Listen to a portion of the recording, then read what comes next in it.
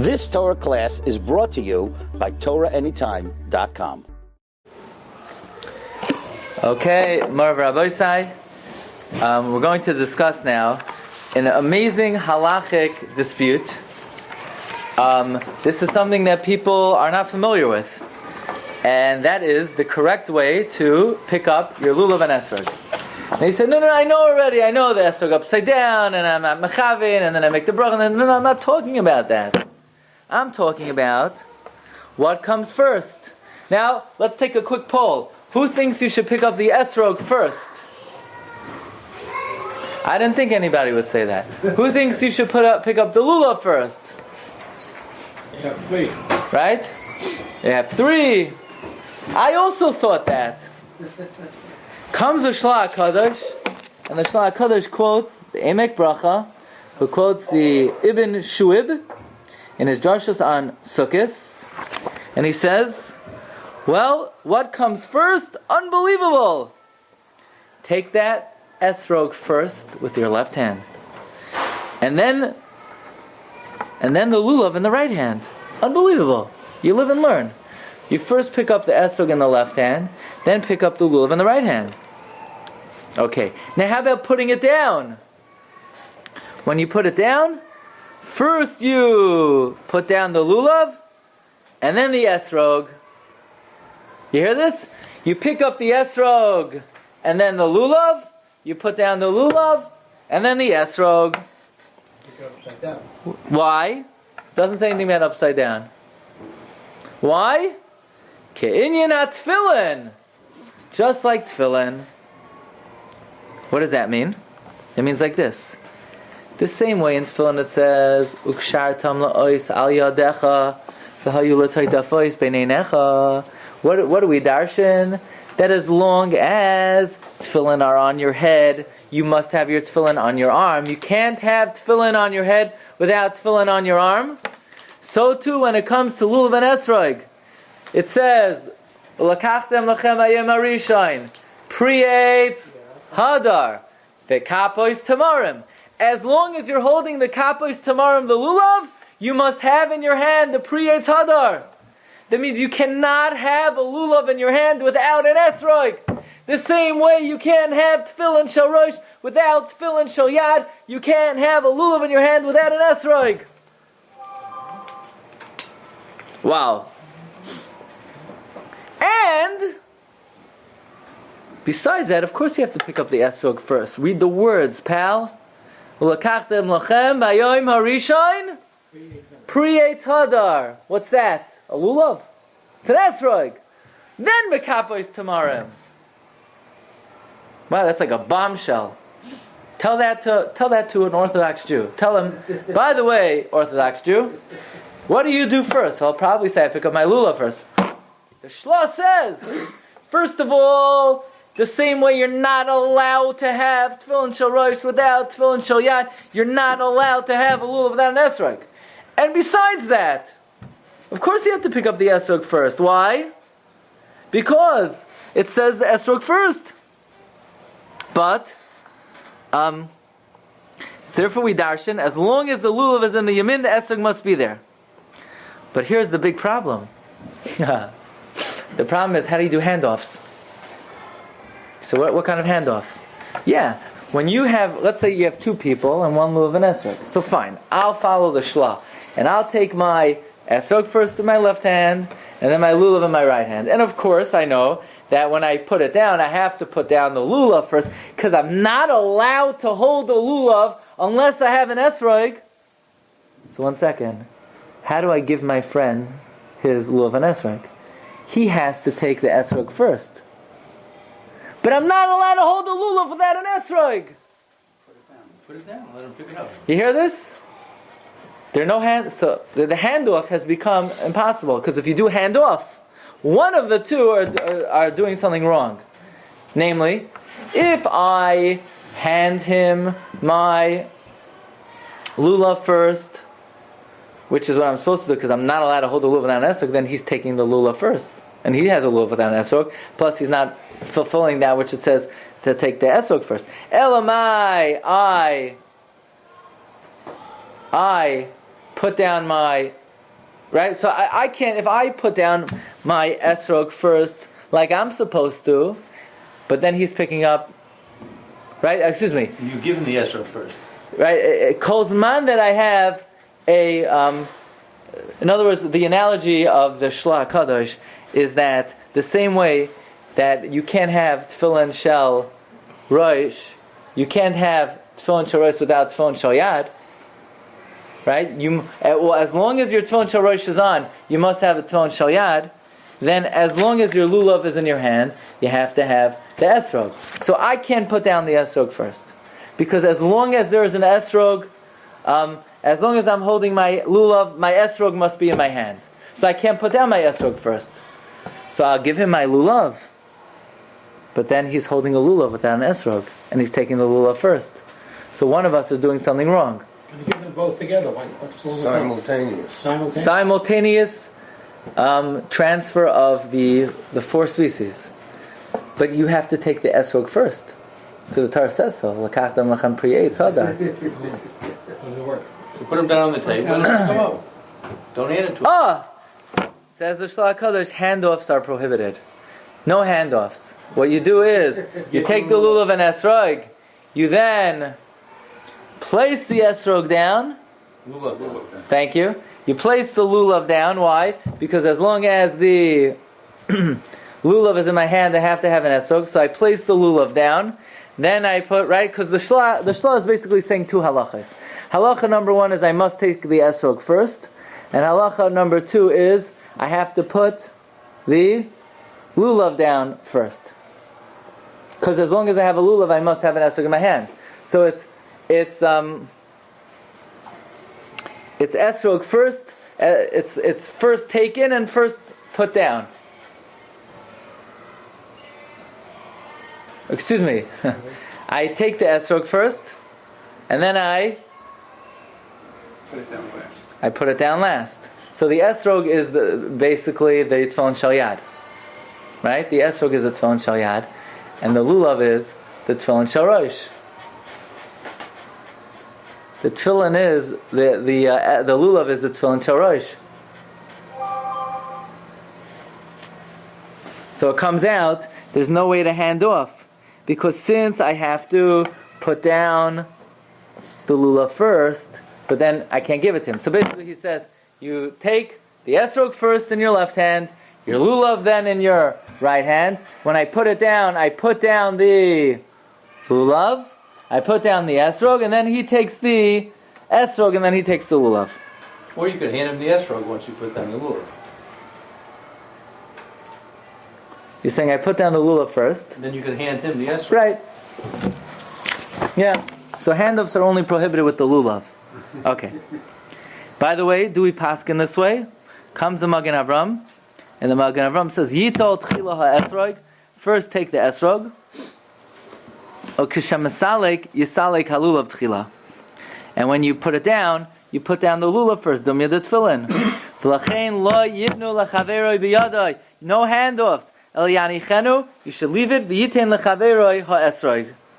And you should then leave it, and then your friend will take the esrog. By the way, there's another Magen Avram who says in Eitzah, the Magen Avram Simon Tafresh Nonalef of cutting your base says another way around this is as follows. You could take the lulav first. You know how? You could hand off. Should I tell you how to do handoffs? First, I take my esrog in my left hand, then I take the lulav in the right hand. But I want to give you. Now, I have to first put down the lulav, right? Because I can't hold down a lulav. I can't hold a lulav without an esrog. So what I could do is I could then hand you the lulav, and you put it in your left hand. And then I could give you the esrog in your left hand, and then you put the lulav from your left to your right. But you took the lulav first. No, that's not called taking because you took it in your left hand. It's only considered taking first if it's in the correct hand. Okay. Esrog isn't first for the first time. It's not in the right hand. No, the first guy took the esrog in his left hand, and then he took the lulav in the right hand. Then when he wants to hand it off to his friend, he could give the lulav to his friend's left hand. Right hand. He could give the lulav, again, the friend's not allowed to take the lulav first. Right? So what you could do is I could give you the lulav in your left hand. So that's not called you taking the lulav first because you're not holding it in the right hand. That's the eitzah of the Magen Avram. Question on the handle. Katal lachem. It's supposed to be yours. Doesn't that prohibit handle? Shouldn't everybody have their own one? Yeah, but you can make a kinyan. I'll be making it to you. I'm giving it to you. The easiest solution is buy your own out. Yeah, sure. Right. So now, amazingly, the Magen Avram paskins like the shla, that you pick up the esrog first in your left hand, and then you take the lulav in the right hand. The Ber Heitev as well paskins like the shla, that you take the esrog in the left hand first, and then the lulav in the right hand. And then, if you need to do a handoff, you're going to have to place it down on the floor. Now, the psak of the shla is based on two things. Number one, you have to take the esrog first, because that's the order of the psukim.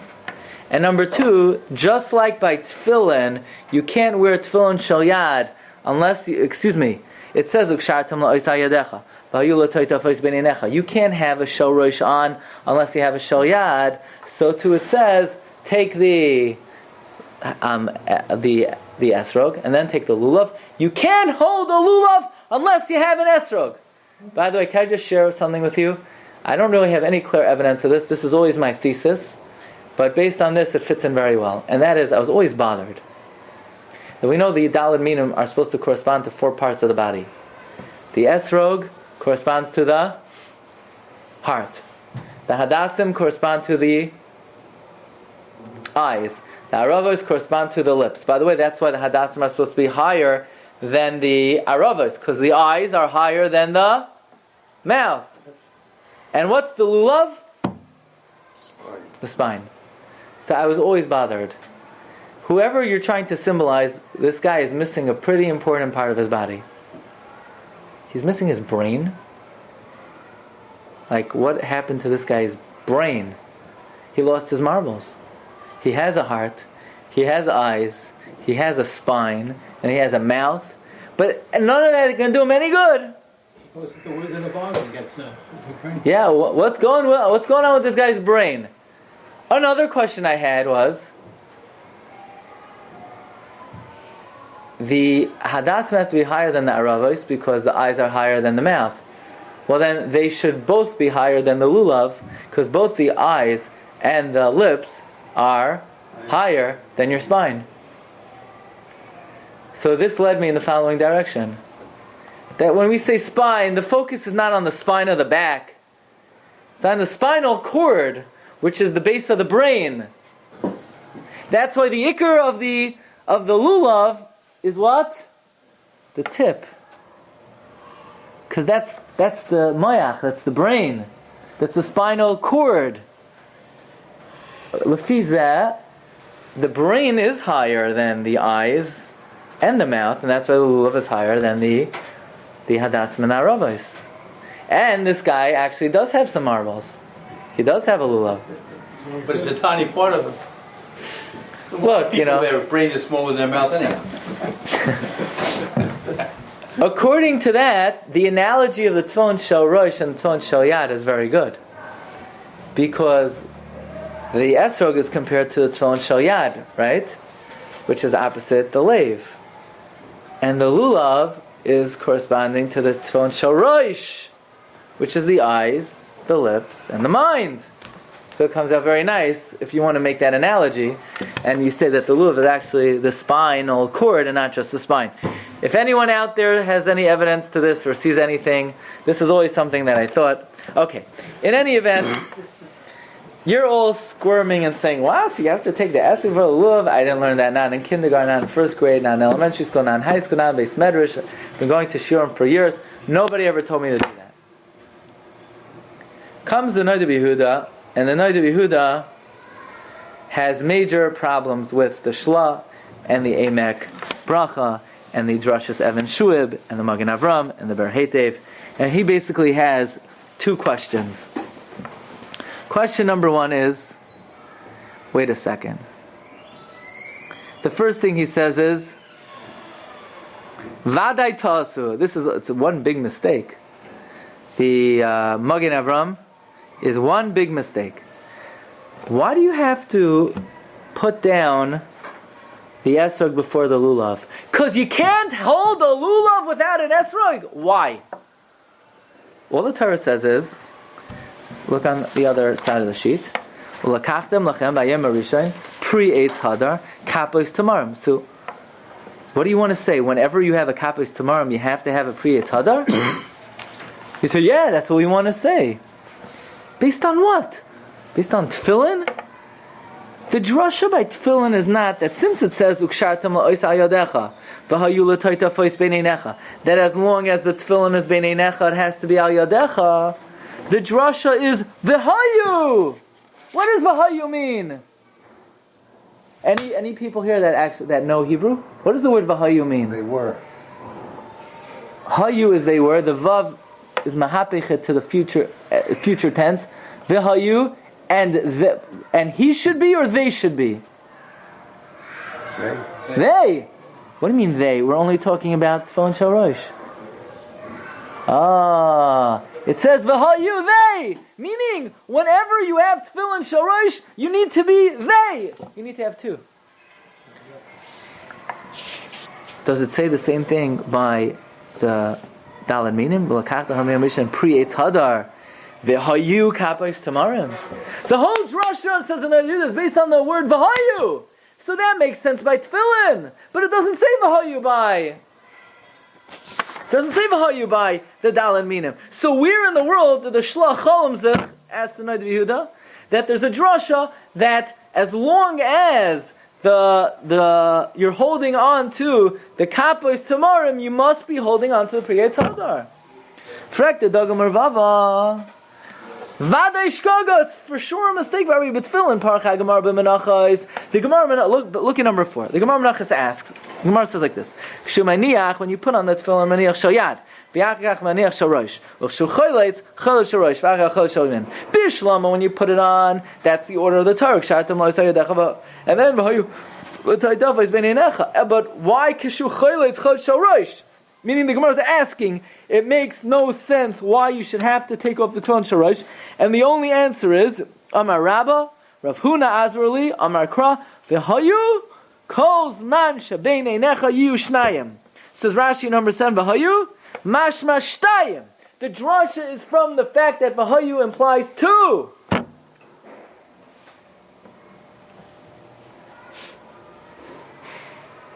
Says it Noda Yehuda. V'mkein, it's for sure a mistake, because it doesn't say v'hayu by the dalad minim. So why would you dream up that as long as you're holding on to the kapos tamarim, you must be holding on to the pre-eitz hadar? But even l'chadchila, to take the esrog first, that's also wrong. So he's attacking both ends. Sai, the concept, the extension that we want to apply, that just like tefillin, as long as you have the tefillin shel rosh, you have to have the tefillin shel yad. But besides that, it's just plain wrong to take the esrog first. You know why? Because everybody knows the words of the Rambam, and the words of the Rosh, and the words of the Shulchan Aruch, the famous dilemma in halacha, that when do you make the bracha on the lulav? Before you take them out, it's 2 in advance. After you pick up the lulav, maybe that's 2 in advance. Once you've taken the esrog, you've already done the mitzvah. So everybody knows the Shulchan Aruch says, either you pick up the lulav, and then you make the bracha before you take the esrog, so you make it over l'asiyasai, or turn over the esrog upside down until you make the bracha.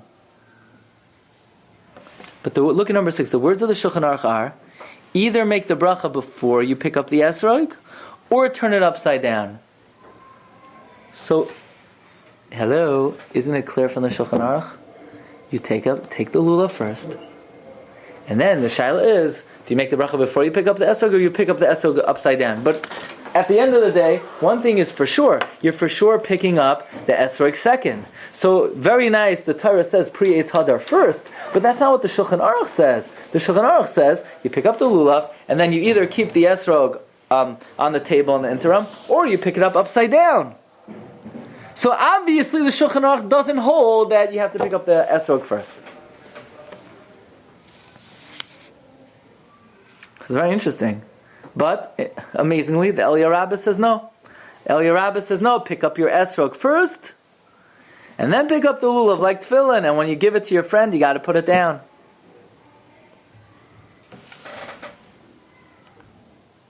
So when do they make the bracha? When do you make the bracha on that one? I don't know. According to that, when do you make the bracha? Before you, maybe then they pick up. I guess maybe before they pick up the lulav, or they pick up the esrog upside down. Then they pick up the lulav, and then they make the bracha. Another reason for picking up the esrog is the esrog is the heart. The heart, without the heart, the rest of the eyes and the lips and the spine can't function. Well, if you, On the other hand, if somebody doesn't have, without the brain system, Nothing Well, that's your interpretation. that's my interpretation. That's your a lot of interpretation. people walk around without brains functioning. Are you insinuating that my interpretation is not unanimously accepted? Okay. So now the Chassam Sofer comes, and the Chassam Sofer says, wait a second, Noda B'Yehuda. Regarding your question of that the only reason why you have to take off the tefillin shel rosh first is because you can't wear a tefillin shel rosh without tefillin shel yad, because it says v'hayu. That's what Rashi says. However, if you look at the Shla, who quotes the Even Shuib, he doesn't say it's from the word v'hayu. He says, "Ukshartam la'ois al yadecha v'hayu l'toydav azbeinecha kol zman sheyu ha'toydav azbeinecha yiyu shtayim." That's the way the Shla quotes him. But the way the Ibn Shuab actually says it, he says, if the Torah says "Ukshartam la'ois al yadecha v'hayu l'toydav azbeinecha," what do we darshan? You can't have toitafos without an ois. Nothing to do with the word v'hayu. It's the fact that the Torah said it in this order, that you can't get to step 2 if you don't have step 1. Memela, the same thing with the Daled Minim. If the Torah says, then you're not allowed to have a kapos tamarim if you don't have an esrog in your hand.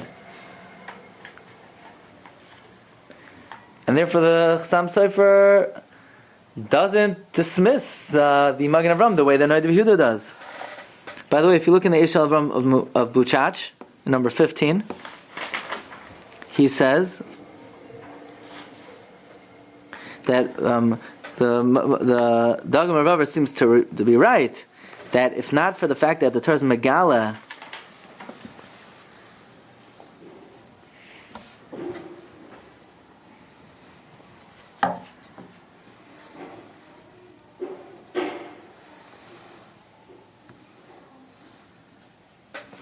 the Eshel Avram says, you know what? It's been many years. I forgot about the Shla. I forgot that the Shla says you should take the Esrog first and then take the Lulav. And you should first put down which one? First put down the Lulav and then the Esrog. And maybe the reason I forgot about it is once the Dagam Ravav was printed on Sound of Shulchan Aruch, it sort of took me over. But says Eshel Avram, I want you to know, the Dagam Ravav doesn't mean even not to do like the Magen Avram. Even the Noda B'Yehuda would say to take the Esrog first and then the Lulav. What he means is, it's not usher to take the Lulav first, but Avada, it's still a mitzvah to follow what the Magen Avram says.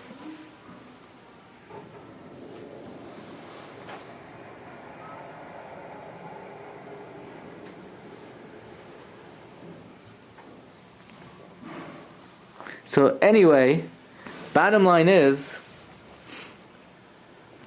I would say most people follow the Noda B'Yehuda. I think most people do take the Lulav first, as the Shulchan Aruch is mashma. Now, to me it seems like more of a Kabbalistic thing than a real drasha. To say that there's an actual drasha that you're not allowed to hold a Lulav without an Esrog, doesn't say v'hayu. It must be some kind of, especially where it's coming from. It's coming from the Drashos Ibn Sha'ab, and it's coming from the Shla HaKadosh. even though the Magen Avraham does bring it down. So normally, when you have a conflict between halacha and Kabbalah, I'm always like that, in practice at least, to follow the halacha. But interestingly, Shulchan Aruch Rav doesn't say a word about this, and the Mishnah Berurah doesn't even bring up the topic. Interesting. And if you look in the Sefer Likutei Marich, number 17,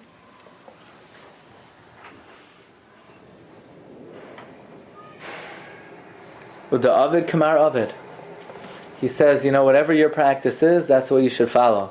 So that's what I would tell you. Whatever your practice is, that's what you should follow. But I happen to find it fascinating that there is some kind of analogy that is drawn between the Lulav and Esrog and the Tvon Shaya and Tvon Shorosh. We should be zoichet to mekayim all the mitzvahs of Sukkot, B'chol Dikdukem, Pratem, Kavanasem, and we should be zoichet to Hashras Hashchina and to Simcha, and we should be zoichet to the Binyan Beis Hamikdash from Heri Yameinu. Amen. Shkayach, Agun Yom Tov. You've just experienced another Torah class brought to you by TorahAnytime.com.